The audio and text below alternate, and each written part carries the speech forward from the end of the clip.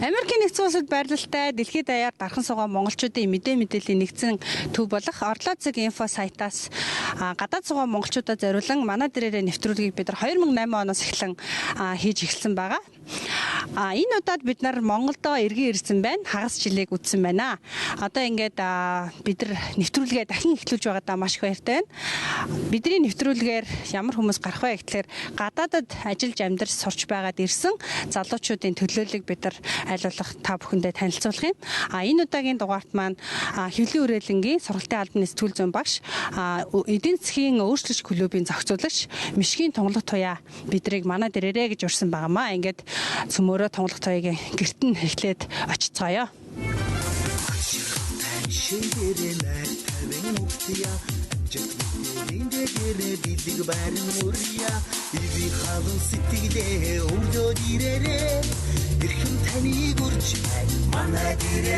За ингээд бид нар Тунгалаг туяагийн дээр урагдаа ирээд байна. Тэгээд юуны үн бидрийг урьсан чамд маш их баярлалаа. Хоёулаа тэгээд яриагаа эхлэх үү. За баярлалаа. Намайг Тунгалаг туяа гэдэг. Өөрийгөө танилцуулахад би бол нэг жирийн нэг Монгол эмэгтэй. Юуны өмнө манайд зочилж ирсэн та бүхэнд маш их баярлалаа.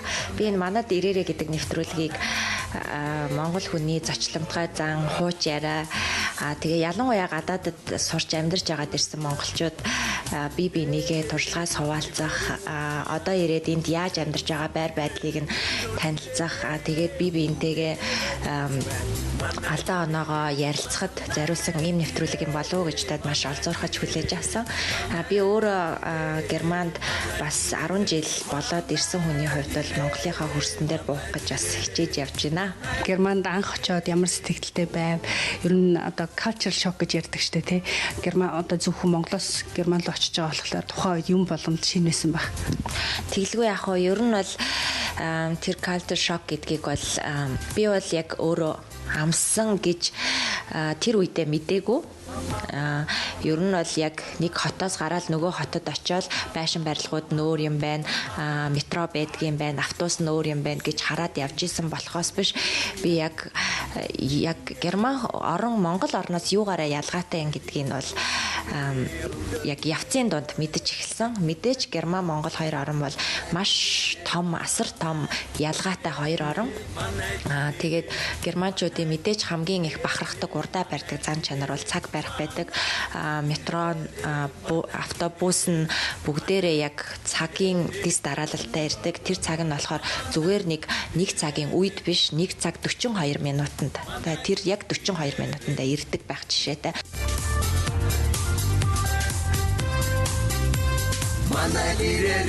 Гадаад байгаа монголчууд маань яалтчгүй л монгол хүн одоо тухайн орныхоо хүнийг харьцуулдаг. Зан чанарын хувьд ямар хөө ялгаатай гэдгийг хардаг тий. Чиний хувьд юу хэлэх вэ? Герман хүмүүсийн хувьд. За герман хүмүүсийн хувьд бол герман хүмүүс бол ер нь их тийм хувь бие даасан юм хүмүүс. Монгол хүмүүс бол маш хамт олонч, нийтэж, илүү гэр бүлсэг ийм хүмүүс юм болов уу гэж боддог. Тийм ч учраас монголчуудын буцаж эх орноо гих буцаад ээж авдаа очих, ээж авийнхаа ачийг хариулахгүй бол болохгүй гэсэн тэр хүсэл нь бол маш их байдаг. Миний буцаж Монголдо ирэх болсон нэг шалтгаан нь ч гэсэн миний эмээ байсан. Би эмээ дээрээ өссөн. Миний ээж минь оронд ээж, аав минь оронд аав болсон. Эмээ маань намайг 11 жил нүдэжилтэл хүлээсэн. Би тийм учраас бол эмээ дээрээ яалтчгүй буцаж ирэх тийм хүслээр буцаж хурж ирсэн. Миний эмээ намайг хүлээж исэн. За ээжигээ танилцуулахад манай ээжийг уртнасан гэдэг эмзүүч мэрэгчлэр насаараа ажилласан. Одоо хуваараа аптик байгуулад тэр мэрэгчлэрээ цаашаага эмээ сангаа эрхлээд явж байгаа ийм дайчин бүсгүй байгаа. Миний бага охин бас тэнцээ сурдаг. Хоёулаа юм шүү дээ. Тэгээд дэрэн дээр очиод ирсэн. Герман орн таалагдсан уу танд? Герман орн таалагдсан, сайхан орн байна лээ. Тунгаа буцаж Германаас Монголдо ирж очиж байсан уу? Тэгэлгүй яах вэ? Би ер нь бол нэг жил болгон бол ирж очиж чаддгүй байсан. Ягаад гэвэл зардал нь бол маш хэцүү, маш өндөр байдаг байсан учраас. Гэхдээ бол би нэг 3-4 удаа ирлээ. Тий. 2 жил болоод нэг ирдэг байсан. Хөрсөн дээрээ буухад бол мэдээч одоо хэцүү байсан. Миний хөрсөн дээрээ буухад бол хамгийн их тусалсан юм бол одоо Герман улс бол халамжийн системээр маш мундаг орно л доо. Тэр нь бол гадаадын оюутнууд бидэнд хүртээлтэй байдаг. Жишээ нь би одоо Германы ЦИМ гээд байгууллага байдаг олон улсын хамтын ажиллагааны нийгэмлэг. Тэр нийгэмлэгээс гадаадад сурч байгаа төгссөн оюутнуудад тэтгэлэг өгдөг. Тэр оюутнууд буцаад эх орондоо очиод яг нийгмийн хэрэгцээтэй салбартаа ажиллахад нь 2 жилийн хугацаатай цалингийн тэтгэлэг өгдөг.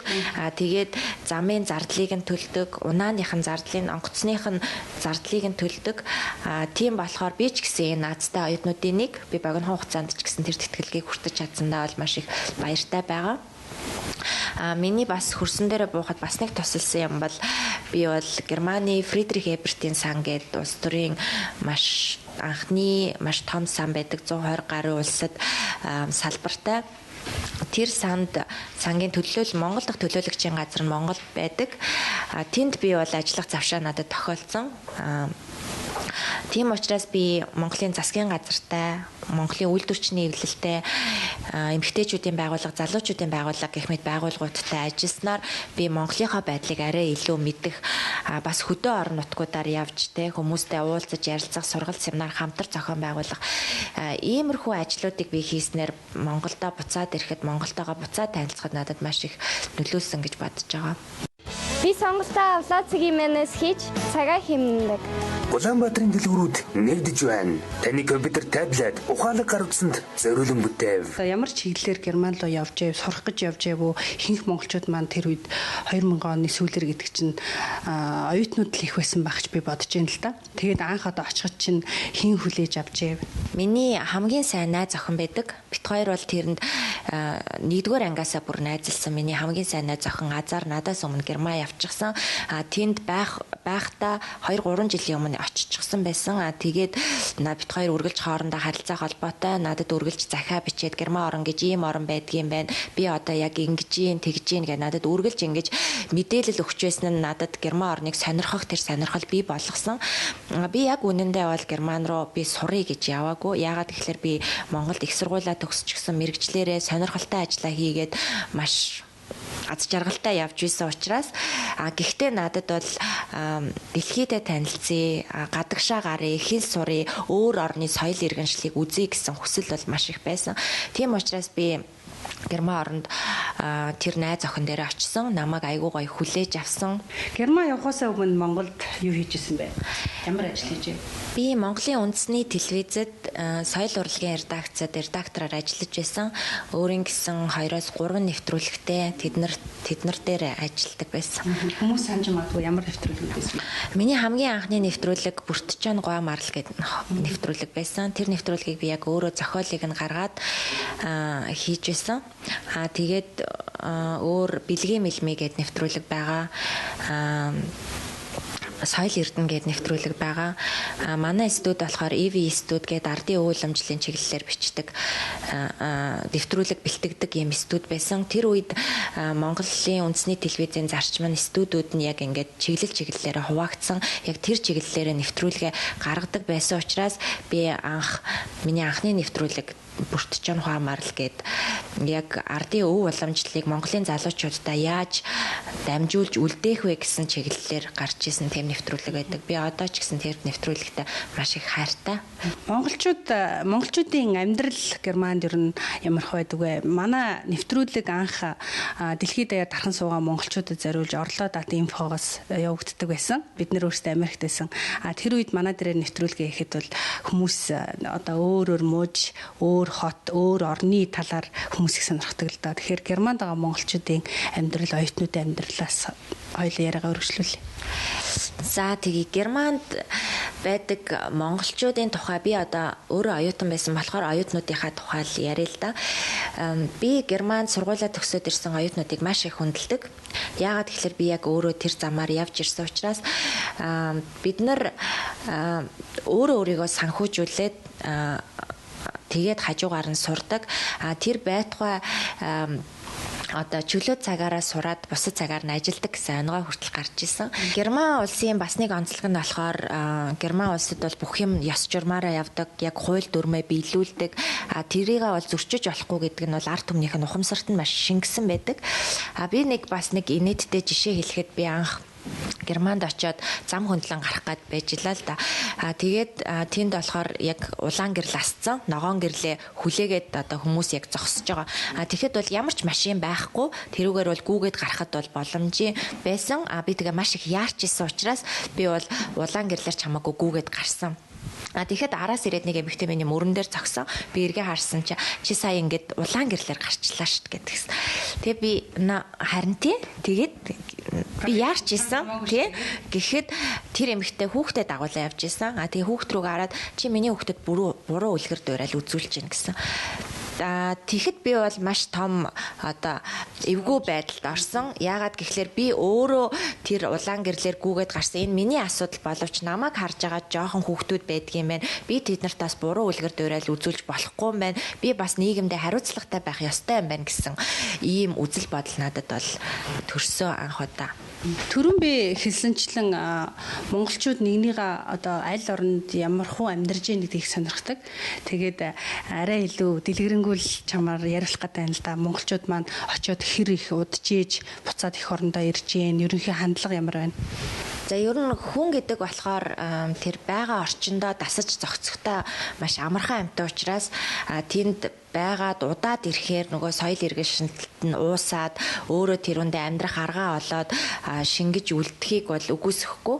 Ер нь бол Германд сурч исэн оюутнуудын нийтлэг хандлага нь болохоор ер нь бол ихэнхдээ 10 жил болоод буцаж ирсэн байдаг. Яагаад гэхэлэр 10 жил одоо яг лимит нь яг тэр байдаг. Тэрнээс цааш визний хугацаа байдаг. Тэрнээс цааш болохоор виз авахд визээ сунгах боломжгүй 10 жилийн дотор та сургуулаа төгсөх ёстой гэсэн байдаг учраас яг монголчууд за болондоо гэж явж байгаад яг нөгөө хугацаа нэрэнгуцаа би яг одоо төгсөхгүй болохгүй гэд төгсдөг байх жишээтэй. Оюутнуудын ихэнх нь болохоор 10 жил болоод ирсэн гэсэн оюутнууд бол түгээмэл байдаг.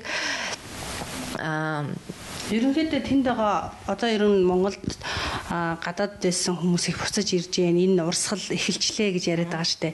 Чиний хувьд Монголдо одоо ингээд нэгэнд хүрээд ирсэн байна. Тэдэрт уриалж хэлэх юм байна уу?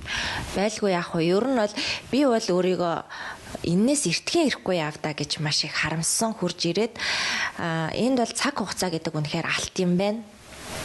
Германд амьдрал ямар байдгүй гэхлээр ер нь бол нэг юм рутины болчдөг. Тэр нь болохоор зүгээр юм одоо амьдралын нэг юм циркл одоо хэмнэлд орцсон байдаг. Тэгэл өглөө ажилдаа яваал буцаж ирээл ингээл байж идэг. Тэгэхэд яг тэнд бол үнэхээр агаар нь сайхан, тог тухтай тэ одоо ингээд хүнсний аюулгүй байдал нь баталгаатай, орой гараад явхад аюулгүй ингээд бодохоор үнэхээр чамд амьдралын тэр тог тухтай байдал чухлуу эсвэл амьдралаас авж байгаа сэтгэл ханамж чухлуу гэдэг дээр бол би үнэхээр Монголыг гэж хэлнэ.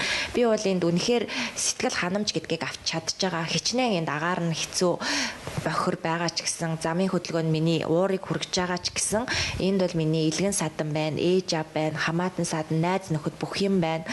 Намайг өсгөж хүн болгож төрүүлсэн бүх юм байна. Тийм учраас би бол эх орондоо ирээд үнэхээр сэтгэл хангалуун байж чадж байгаа. Монголын залуучууд үнэхээр боловсралтай болж байна. Үнэхээр Монгол улс маш хурдцтайгаар хөгжиж байна. Энэ бол үнэхээр боломж нь ах юм бол Монголдо сайхан амьдрах тийм бүрэн боломж бол байна залуучуудаа. Тийм болохоор Монголдо маш хурдан ирээсэ гэж би бол хүсэж байна. Одоо би Монголын хэвлэлийн хүрээлэнд сэтгүүл зүйн багш болон эдийн засгийн клубын зохицуулагчаар ажилладаг. Энэ бол Монголдо ирээд би яг мэрэгчлэрээ ажиллаж байгаа байгууллага байгаа. Би тийм учраас бол маш сэтгэл хангалуун байгаа. Тийм болохоор би та бүхнийг одоо гадаадд байдаг монголчуудад маань сонирн байх болов уу гэсэн үднээс өөрийнхөө ажлын байрыг танилцуулъя гэж бодож байна. Байгууллага бас танилцуулъя гэж бодож байна. Тийм болохоор бүгдээрээ манай ажил дээр очиж үзвэл ямар вэ? Би сонголтоо авлагаас цагаа хэмнэдэг. Улаанбаатарын дэлгүүрүүд нэгдэж байна. Таны компьютер, таблет, ухаалаг гар утсанд зориулан бүтээв. Хоёулаа ингээд сайхан гудамжинд явж байгаах Монголын тухай яриа. Тэхөө. За тийм. Юу болох вэ? Юу болж байна? Монгол ирсэн сэтгэлээс ч сонсъё. За Монголд мэдээч болохгүй юм яриул маш их байна. Жишээлбэл одоо утаан байна. Би одоо ингээд жоохон ингээд яриад явхад одоо миний одоо хоол амар хорсож өвдөж байна. Ядж яхад манай ажил бол яг гамшигын зоонд нь байрладаг юм байлээ. Тэгэхээр одоо энэ хаваар бол утаа бол маш их байна. Тэгээд замын хөдөлгөөн байна. Замын хөдөлгөөнөөр одоо жишээлбэл гарц байдгүй л дээ. Гарцаар гарыг ч гэсэн гарц байдгүй. Гарцаар гарахын тулд 40 км явж иж гарцаар гарах хэрэгтэй болдог. Тийм учраас одоо машин дундуур ингээд сүлжээд ерөөсөө амиа дайчтаад амиа баг золиослон ингэж зам гарах хэрэгтэй болдог. Гэх мэтчлэн маш болохгүй юм яриул зөндөө юм байна. Гэхдээ болохгүй юм ярихаасаа илүү ер нь яаж энийг гарцсан нь юу вэ? Тэ яаж бүгдээрээ энийг өөрчлөх вэ гэдгийг одоо залуучууд бид нар бүгдээрээ хамтдаа хийнэ гэж би бол бодож байна. Анх ирээд одоо жишээлбэл хүмүүст Монголд байсан хүмүүс энгийн санагддаг л да. Одоо жишээл тарилаа буус хардаг ч юм уу, одоо автобусны дотор орохоор зурагтай болсон энэ төр тий. Тэр наах сонь санагдчихсан. Сонь санагдсан яг надад одоо яг ингээд 10 жилийн дараа Монголдо онгоцны буудлын дээр буухад надад би яг буугаад ингээд онгоцны буудлаас гэрлүүгээ явж явах замд би тарилбус харсан л да. Тэгээд тарилбус харангуйта хөөх тарилбус явж гин гэдээ дуу алдсан чи манай ээж бүр гайхаад харин тий явдаг юм явж л байгаа үстэй гэ. Тэднэрт бол ерөөсөө тийм сонирн биш юм. Надад бол маш сонирн сонсогдож ийсэн. Автобусанд ингээд оронгууд одоо телевиз гардаг ч юм уу те. Тэгэн гутаас хөөх ямар сони ингээд ер нь бол ингээд одоо нэг тэнгэрээс буусан хүн юм шиг те. Зарим хүмүүс бол энийг ойлгохгүй. Гэхдээ гадаадд удаад ирсэн хүмүүс бол энийг ойлгох байхаа гэж бодож байна. Харин тийм те. Энэ хавцаа чамд одоо шил ингээд хоёроо дөнгөж ийшээ харахтал маш олон хаягнууд агаад тийм байна. Энэ төр хэцүү санагдаж байна уу? Юунд Германд одоо жишээлбэл хаяг адрес ямар хуу байдлаар байд юм бэ? Ер нь бол би хаяг адресыг тэгж боддог. Яг тэр байгууллагыгаа төлөөлөх тийм хэмжээнд байх хэрэгтэй гэж боддог. Жишээлбэл манай энд бол Голомт банк байна. Голомт банк бол хаанаас нь харсан Голомт банк те цэнхэр өнгө энэ лого. Тэгэхээр зарим хаяг адресууд болохоор ерөөсөө юу нь мэддэхгүй нэг л их ирээлжилсэн. Тэгээ хотынхоо өнгө үзэмжийг доош нь болгосон юм шиг тийм хаяг адресууд байдаг нь бол харамсалтай санагддаг л да. За хэвлийн хүрээлэнд би одоо ороод удаагүй байна. Ороод ерөөсөө л 2 сар болж байна. Гэхдээ би энд бүр хизээ язааны ажилдаг юм шиг надад тийм сэтгэл төрүүлэхээр намайг маш сайхан угтаж явсан ийм хамт олон хэвлийн хүрээлэн бол төрийн бус байгууллага гэдгийг бас зарим хүн мэдэхгүй байж магадгүй. За ингээд ороод би илүү тодорхой танилцуулъя гэж бодож байна.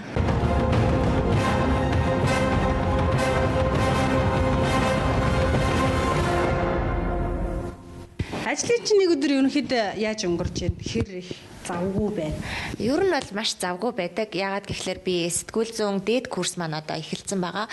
Энэ нь болохоор яг бакалаврын зэрэгтэй төгсөөд ирсэн янз бүрийн мэрэгжлийн хүмүүсийг сэтгүүл зүүн чиглэлээр сургадаг ийм 6 сарын хугацаатай курс байгаа. Энд би бол одоо дадлахших шугамар явж байгаа. Би хэвлэг хүрээлэнд ороод удаагүй байгаа учраас явандаа бол багшлна гэж бодож байгаа. Миний нөгөө хийдэг ажил болохоор эдийн засгийн клубын зохицуулагч гэдэг. Клубын чинь нэр юу вэ? Өөрчлөгч гэдэг нэртэй ийм сайхан клуб байгаа. Яг энд болохоор яг эдийн засгийн чиглэлээр бичдэг сэтгүүлчид одоо хүсэл зоригоороо нэгдээд ийм өөрчлөгч нэртэй клубыг байгуулсан байгаа. Би сонголтоо авлаа цэгийн мэнэс хийж цагаа хэмнэдэг. Улаанбаатарын дэлгүүрүүд нэгдэж байна. Таны компьютер, таблет, ухаалаг гар утсанд зориулан бүтээв.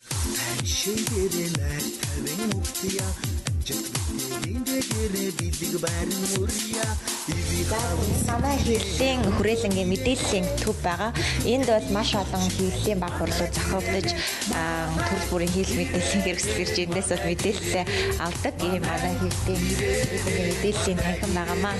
За ингээд би хэвлэлийн хүрээлэнгээ танилцуулж байна. Манай хэвлэлийн хүрээлэнгийн гол зорилго нь болохоор олон ургалж ардчилсан тэр үзлийг хэвлэл мэдээллийн хэрэгслээр дамжуулан олон нийтэд түгээх. Тэгээд хэвлэл мэдээллийн байгууллагын ажилтнуудын сэтгүүл зүүн мэрэгжлийг ур чадварыг дээшлүүлэх, хэвлэл мэдээллийн хэрэгслийн үүрэг ач холбогдлыг ард түмэнд сурталчилан таниулах болон хэвлэл мэдээллийн одоо байгууллага тэднэрт одоо хэвлэл мэдээлэлд ер нь үр дүн шинжилгээ хийж тэдний мониторинг хийж судалгааны үр дүнгийг бас танилцуулах ийм чиглэлээр үйл ажиллагаагаа явуулдаг ийм төрөөс хараат бус төрийн бус байгууллага байнамаа.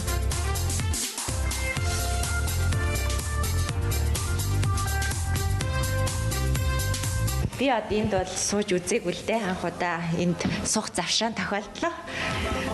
Манай нэвтрүүлгийн бас нэг гол асуулт маань бид нэр гадаадд байсан монголчууд өөр нүдээр ер нь юмыг хардаг болсон байгаа.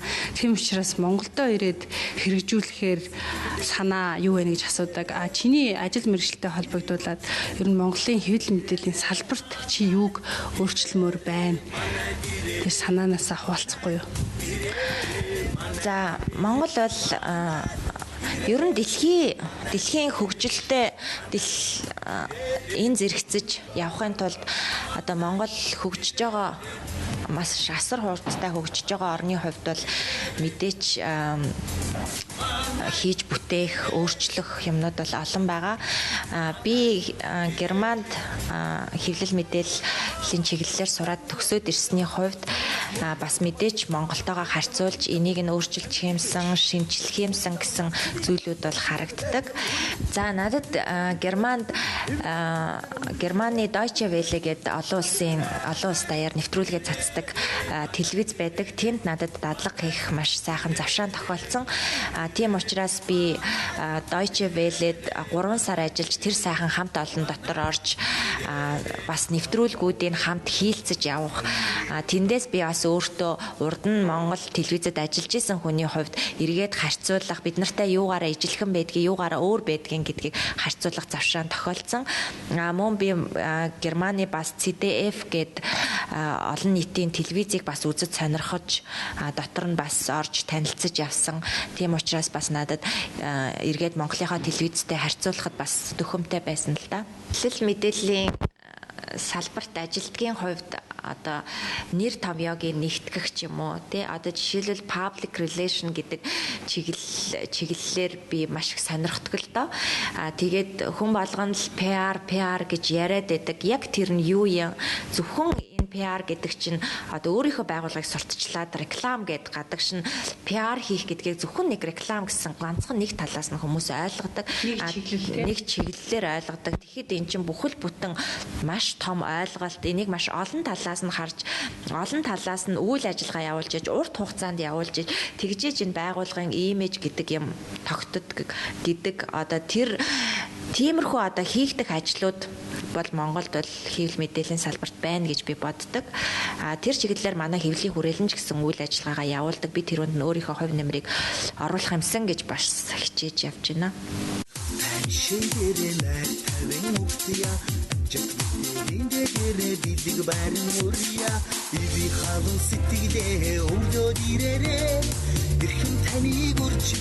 Хоёлаа гадаадд байгаа монголчууд манай нэвтрүүлгийг бас захим хэлбэрээр нь хүлээж авах юм аа. Роял телевизээс гадна.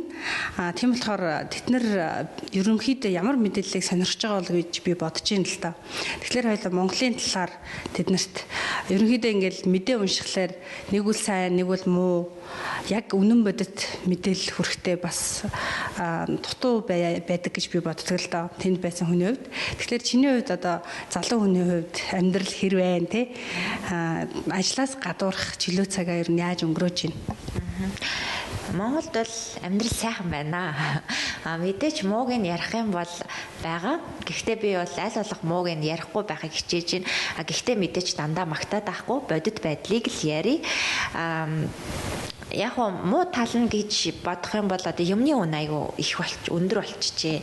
Би одоо ингээ Германтайгаа харьцуулаад үзэхэд би одоо жишээлбэл одоо 7 хоногийнхаа хүнсийг би одоо 20 евро авч гараад те 7 хоногийнхаа хүнсийг цуглуулад тэрийг би хангалттай иддэг оюутан байсан бол би одоо жишээлбэл энд одоо 30 мянган төгрөгтэй юм уу 20 мянган төгрөгтэй гараад 7 хоногийнхаа хүнсийг авч чадхааргүй юм болсон. Тэгээд Германд жишээлбэл одоо маш их ногоо жимс иддэг тийм байгаад одоо ингээд хоолныхын дэглэм нь тэр хэмжээр ингээд сурцсан хүн Монголда буцаж хурж ирээд одоо ингээд ногоо жимс авъя гэхэд одоо жимс нь одоо тэнгэрт гацсан үнэтэй байх жишээтэй. Тэгээд тэр тэнгэрт гацсан үнээр нь авчгаар үнэхээр миний хүнсний аюулгүй байдлыг хангаж чадж байгаа мó үгүй мó гэдэг дээрээ би бол эргэлзэж идэг одоо хятадаас орж ирсэн жимс ногоо байдаг ч юм уу энэ тал дээр бол жоохон асуудалтай байдаг л да.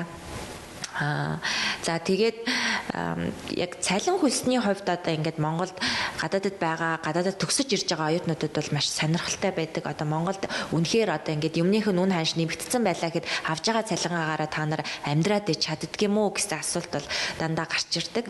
Тэгэхэд бол цалингийн хэмжээ бол Монголд үнэхээр дээшилжжээ.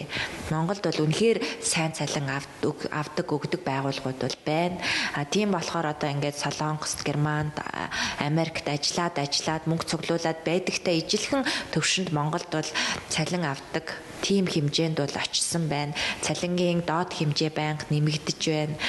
Иймэрхүү бол сайн талууд байна. Тэгээд бидний араас гарч ирж байгаа залуучууд үнэхээр боловсралтай бол маш тийм хүчтэй залуучууд гарч ирж байна. 90-д оны хүүхдүүд гараад ирсэн байна шүү дээ. Харин тэр хүүхдүүд ч юм бол ястай нэрээ будаа болгож байна. Тийм болохоор одоо ер нь бол бид нар бол өшөө сайн өөрсдийгөө боловсруулад би одоо жишээлбэл Герман төгсөөд ирсэн хүний хувьд одоо англи хэллээ сайжруулах бол шаардлага бол заашгүй гардаг. Яагаад гэвэл Монголд бол англи хэлтэй залуучууд бол маш их байна.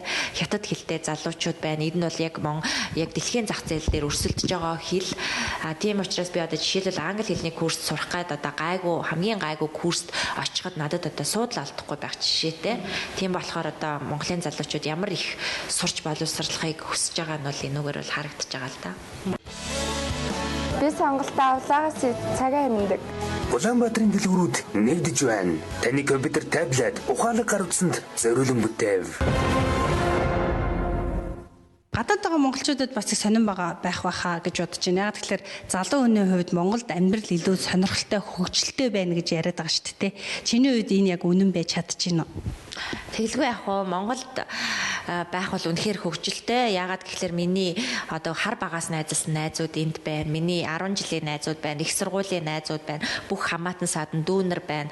Тийм учраас бол Монголд бол үнэхээр хөгжилтэй. Тэд нартайгаа байн харилцаж байн ингэж ярьж тэрний төрсөн өдөр, энэний төрсөн өдөр гэ ер нь бол ингэ тэмдэглэлт үйл явдлууд бол Монголд бол мундахгүй л дээ. Урилга залуу дуусахгүй байна. Тэрнээс гадна болохоор Монголд бол чөлөө цагаа өнгөрүүлэх газар бол ер нь харьцангуй бас нэмэгдэж одоо Sky Resort одоо боулинг юу байдгийн нэмэгдсэн байгаа. Гэхдээ одоо Германтай харьцуулахад жишээлбэл маш том олон нийтийн усан сан одоо байх юм бол тэр нь өшөө хямдхан байх юм бол хүүхэд багчууд ордог байх юм бол тэр нь одоо чөлөө цагаа өнгөрүүлэхэд маш одоо сайхан боломжтой зөв боловсон өнгөрүүлэхэд жишээлбэл одоо мөсөн гулгуурын танхим каток байх юм бол гэх жишээний иймэрхүү бол юмнууд байдаг. Тийм болохоор одоо Монголын ихэнх залуучууд мэдээч бааранд орж суудаг. Тэгээд хамгийн их дэлгэрч байгаа юм нь болохоор караоке байна. Би л гэхэд одоо жишээлбэл өөрийнхөө стрессийг караокед орж дуулах зэрэгээр бол тайлдаг. Тэгээд мэдээж их нутгаас 10 жил их нутагтаа байгаагүй хүн бол мэдээж Монгол дуунуудад дуулах маш их сонирхолтой байдаг. 10 жил гадаадд байхдаа их нутгаа маш их сандаг байсан. Миний дунд хамгийн дуртайсан.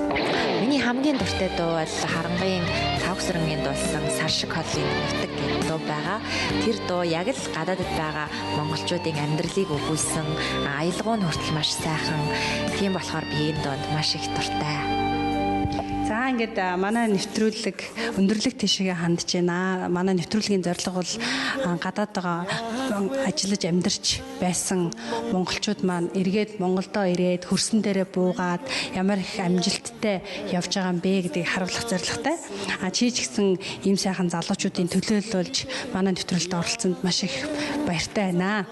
За маш их баярлалаа. Би нэвтрүүлэгт оролцсондоо бас маш их баяртай байна. Ингээд гадаадд байгаа залуучуудаа бас хандаж хэлэхэд Монголд бол маш өргөн том боломж байна. Энэ боломжийг битгий алдаарай. Тийм болохоор цаг хугацаа гэдэг бол маш хурдан өнгөрдөг юм байна. Цаг хугацааг алдахгүй тулд бушуухан Монголдо ирээч. Тэнд сурсан мэдснээ эх орондоо гаргаач. Энэ оюуны хөрөнгө оруулалт Монголд бол үнэхээр хэрэгтэй байна. Бид өнөөдөр өөрсдөө өөрчлөлтийг өөрөөсөө гээд одоо манай өөрчлөгч клубийн нэгэн урай шиг одоо бид бүгдээрээ хамтдаа бүгдээрээ Монгол орныгоо хөгжүүлэхийн төлөө зүтгэя гэж би уриалмаар байна. Баярлалаа. Баярлалаа Тунгалаг туяада. Ингээд дараагийн дугаард уулзцгаая. Би сонголтоо авлаа цагийн мэнэс хийж цагаа хэмнэдэг. Улаанбаатарын дэлгүүрүүд нэвдэж байна. Таны компьютер, таблет, ухаалаг гар утсанд зориулан бүтээв.